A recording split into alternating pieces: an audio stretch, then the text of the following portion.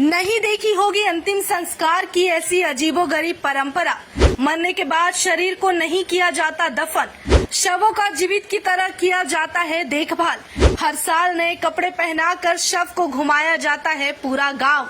पृथ्वी पर मौजूद सभी धर्म के अलग अलग रीति रिवाज होते हैं, वहीं अंतिम संस्कार की अपने अपने अलग और अनोखी परंपराओं और मान्यताओं के लिए भी लोग जाने जाते हैं। वहीं दुनिया के ऐसे कई देश या फिर कई ऐसी जगह है जहां पर लोगों के द्वारा पालन की जा रही सदियों से चली आ रही कुछ परंपरा सबसे विचित्र है। किसी धर्म में मरने के बाद लोगों को दफन कर दिया जाता है तो किसी में जला दिया जाता है, लेकिन दुनिया में एक ऐसा समुदाय है, ऐसी जनजाति है जहां पर मरने के बाद शव को जिंदा रखा जाता है। आसान भाषा में कहें तो शव को सारी सुविधा दी जाती है और वो सब कुछ किया जाता है जो एक जीवित कर सकता है। जो सुनने में आपको और हमें हैरानी होगी, दरअसल वो सच है। अंतिम संस्कार से जुड़ी इस विचित्र मान्यता को दुनिया में मौजूद इंडोनेशिया के एक जनजाति अपनाते हैं। इस परंपरा को अपनाने वाले जनजाति का नाम तोराजा जनजाति है। उनकी जो प्रथा है शायद उसके बारे में आपने पहले कभी ना सुनी हो।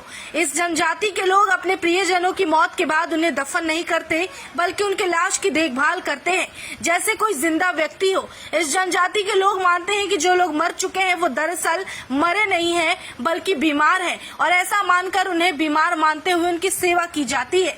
मीडिया रिपोर्ट्स की माने तो इंडोनेशिया के साउथ सुलावेशी में एक पहाड़ी इलाका है, ताना तोराजा कहते हैं और इसका अर्थ होता है तोराजा यानी कि जमीन। इसके इलाके में तोराजा जनजाति के लोग रहते हैं और इन लोगों का मानना है कि हर निर्जीव चीज, चाहे वो इंसान हो या जानवर हो, उन सब में आत्मा होती है और उनका सम्मान हमें करना चाहिए। यही वजह है कि ये लोग अपने लोगों की मौत के बाद उन्हें तुरंत नहीं दफनाते, बल्कि वो उनकी मौत पर जलसा करते हैं, जो कि कुछ दिनों बाद, हफ्तों बाद, महीनों बाद या सालों बाद भी होती है।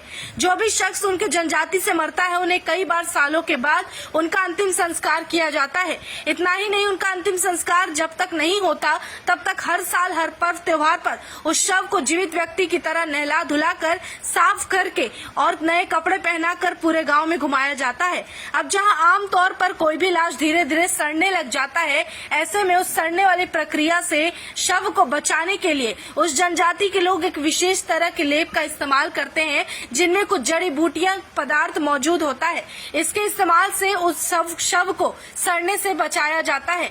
वहीं साल के बाद उस लाश को जब दफनाने की प्रक्रिया आती है तो उस समय भी बहुत अजीबोगरीब तरीका अपनाया जाता है।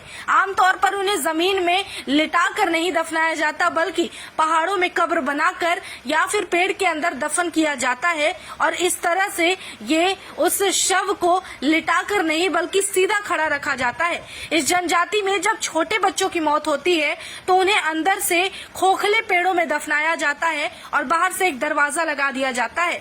फिर नियम के अनुसार हर साल उन मरे हुए लोगों के शरीर को बाहर निकालकर साफ सफाई होती है, कपड़े पहनाए जाते हैं, पूरा गांव घुमाया जाता है और इस प्रथा को मानेने कहा जाता है।